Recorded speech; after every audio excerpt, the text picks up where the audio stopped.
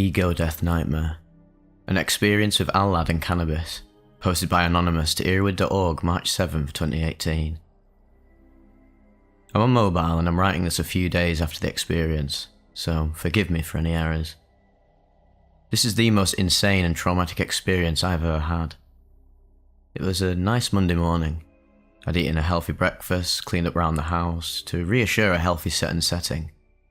I prepared everything I would need beforehand. Music, food, water, various games, etc. And I felt really great. Thought I was prepared for an intense trip.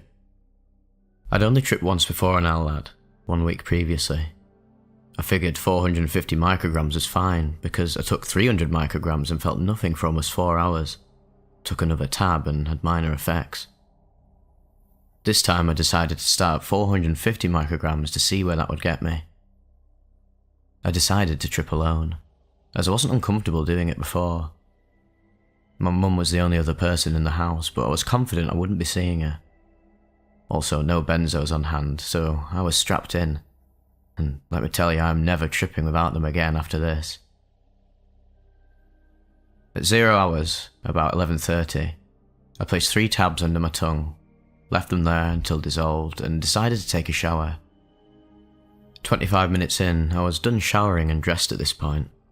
I began to feel a little bit of stomach discomfort, so I laid in bed to meditate. 40 minutes in, and I'm definitely coming up at this point.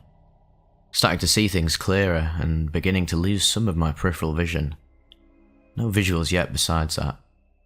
I feel very happy and excited for a good trip. Right now, I think it's a good idea to smoke some bud to help with my stomach and body load. Also to kickstart the visuals a bit. Note, it took me more than 3 hours to fully come up during my last trip, so I wasn't expecting such a quick transition. I also had little to no tolerance from the weed, as I only smoke on rare occasions. It's hard to keep track of time from this point on. Things were moving very quickly, and I'll only be able to give you a very rough estimate. 55 minutes in, and I'm beginning to feel anxious from the weed, and I'm coming up very quickly now. I start to hear a high-pitched ringing in both ears. This persists until the end of the trip, growing in intensity throughout. Visuals kicking in, and hard too. HD vision is in full effect, and everything is very colourful. Breathing and morphing is everywhere I look, but no traces or fractals yet, which were prominent in my first trip. I decide to put some music on to help me relax a bit. Letters and numbers on my monitor are seemingly stretched across the screen, and I quickly realise it's too difficult to use a computer. I try randomly clicking songs to see if I could find something good. I'm definitely worried at this point. Feel like I'm beginning to lose control of the trip. I try and remind myself I'm on psychedelics and that I should not struggle to control the trip, and just instead go with the flow. 1 hour and 15 minutes in and shit starts to hit the fan. Trying to find something comfortable to watch or listen to is a very difficult task. The ringing in my ears was getting louder and louder as well, beginning to get unbearable. At this point, I begin seeing things almost impossible to describe. Without any warning, my monitor starts to display geometrical patterns and fractals that quickly begin to warp across the screen. Now, this did not feel like a psychedelic hallucination. It looked as if someone was playing a YouTube video on my monitor. I was not getting these visuals elsewhere, and in my mind I was no longer in this reality and was instantly terrified.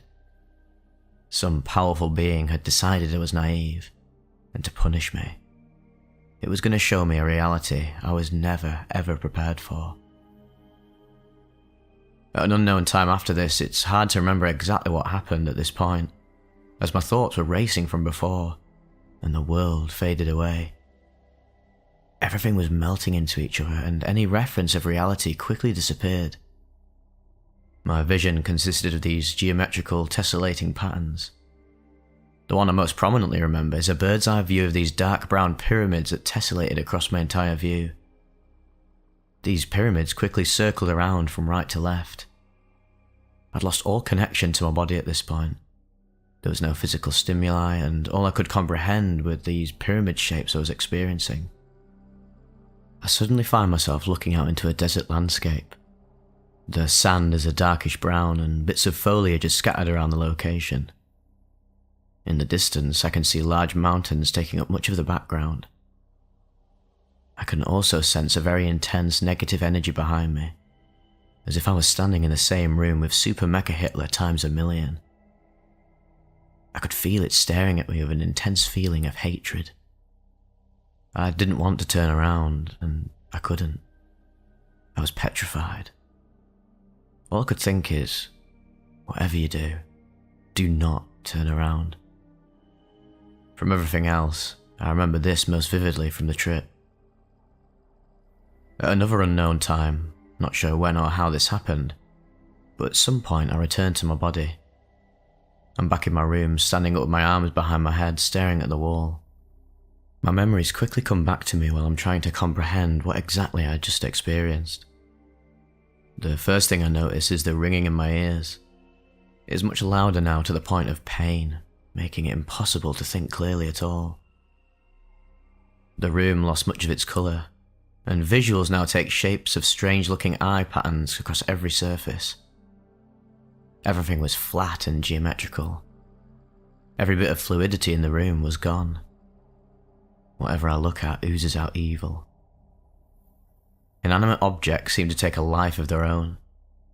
Everything I look at seems to be staring right back at me. Whenever I would try to interact with something, I'd feel like it was pulling me towards it, trying to consume me. I could still hear music playing in my headphones, but it was pitch shifted and distorted so that the guitars were this hellish loud screeching, and the vocals sounded like the cries of some demonic being. I feel an intense pain in my abdomen. It feels like I'm being stabbed from the inside out. My initial thoughts were that I had died, and the room I was in was an evil recreation that I was forced to rot in for the rest of eternity. I was quite literally in hell. I couldn't leave the room because I didn't want to see my mother.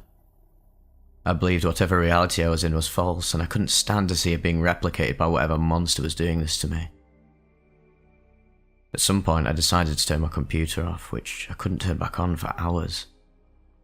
This then puts me in a loop of trying to turn my PC on, getting too scared of getting sucked into the keyboard and monitor, laying in my bed in the fetal position trying to hide from the ceiling fan, and trying to go turn my PC on once again. Around 4 hours and 30 minutes in, I check my phone and see it's 4 AM, approximately 4 hours since I dosed. I have a moment of clarity and remember I'm on a drug. I go to the TripSit assistance chat and beg for help with what little typing I can do on the tiny phone keyboard. The chat disconnects after I lock my phone, and I cannot figure out how to get back into it whatsoever. It's then that I now believe there is no hope at all. So I cower in bed, cry, and idolize suicide for the rest of the trip. 5 hours and 30 minutes in, and I finally muster up the courage to get my computer back on. I put on Pokemon on Netflix and start to come down very quickly.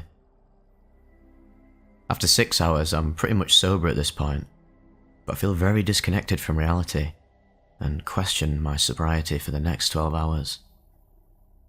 My abdomen continues to hurt, but not nearly as bad, and goes away in a few hours. The ringing still persists in varying intensity 3 days later. I've got to say, this was by far the worst experience of my entire life. Do not smoke weed on the come up if you aren't experienced. I'm going to take a long break from drugs, if I ever decide to experiment with them ever again. I encourage others to respect what they put in their body, and be cautious with it. Nobody should ever have to have an experience like I did. So, just a few thoughts regarding that experience. I've not covered Al-Lad in quite a while. Its full name is 6-allyl-6-nor-lysergic acid diethylamide, a novel psychedelic substance of the lysergimide class.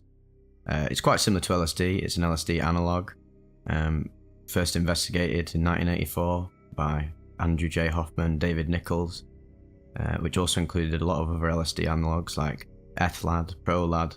There's fair few of them. Around 2013, Al-Lad appeared for sale on the research chemical market. All of this information is coming from Psychonaut Wiki, so if you want to explore more about this chemical, and find out some further information, I definitely recommend checking their site out. I'll put it in the description.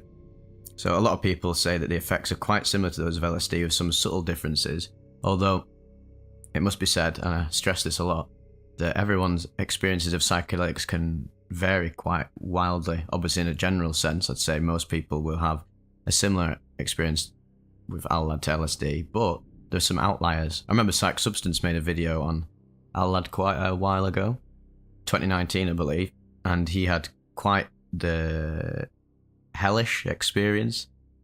He didn't enjoy it at all and found it to be completely at odds with how other people described it. Some people even describe Allad as being a more gentler form of LSD, but yeah, I've never actually tried it myself, so I couldn't say. But the main caveat with this experience is that the guy took quite a high dose, 450 micrograms. That's already quite a high dose of LSD anyway. I know if I took that amount of LSD, I'd probably end up running around the streets naked again. But yeah. The main caveat is that he smoked weed on the come up and clearly stated that he's not a regular smoker at all and has a very low tolerance. So this was really a recipe for disaster, wasn't it? And the main lesson to take away from this, as the reporter described, is that you need to be very careful when mixing cannabis with psychedelics in general, and especially at doses like that. Perhaps he might have had a smooth experience like he described in his last Allad trip, but the weed can really... It's really like a 50-50. It's like playing Russian roulette on psychedelics. Half of it you could have some beautiful ego death dissolution experience. It could be the trigger for that to send you through to the other side, sort of catalyze the breakthrough, or it could completely derail the trip, make you lose control, induce some sense of anxiety and fear and paranoia. I know that some of my very worst trips, just straight up bad, just horrendous, were influenced by my use of cannabis, and it's often it's almost like the trip is sort of kicking you in the ass for abusing it with an extra mind-bending tool that you really didn't need to do.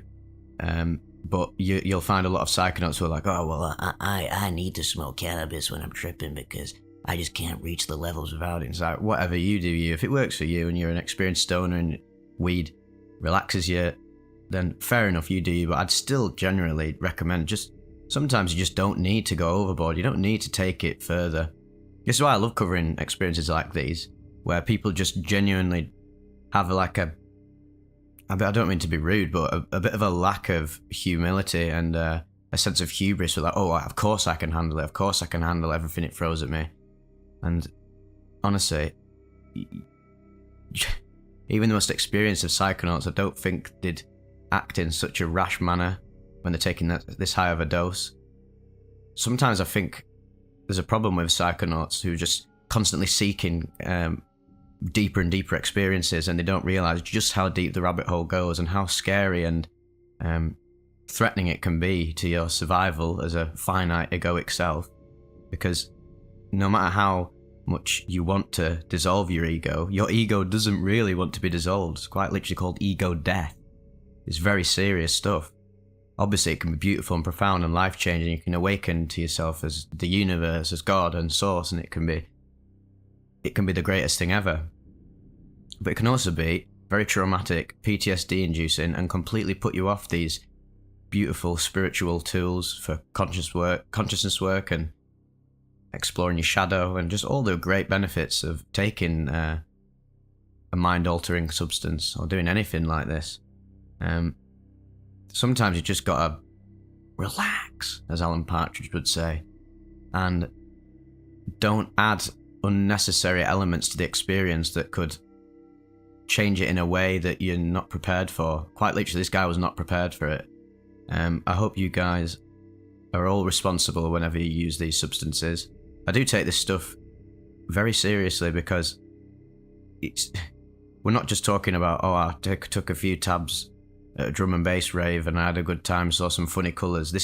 I mainly cover people wanting to explore the the whole gamut of consciousness, the infinitude of experience and mysticism and transcendental states of being. And some of these states of being can be quite well, they can derail your life if you mess about with them.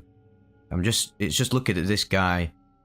Had quite a putrid experience on it, but at least it didn't leave him with PTSD like a lot of these trip reports that cover, the sort of really intense megadose reports where people just think they can take anything, any dose, and catalyze it with weed or ketamine or DXM or whatever and just hope for the best. And yeah, if you mess about with this stuff, you're gonna have a bad time, quite clearly, as shown in this report.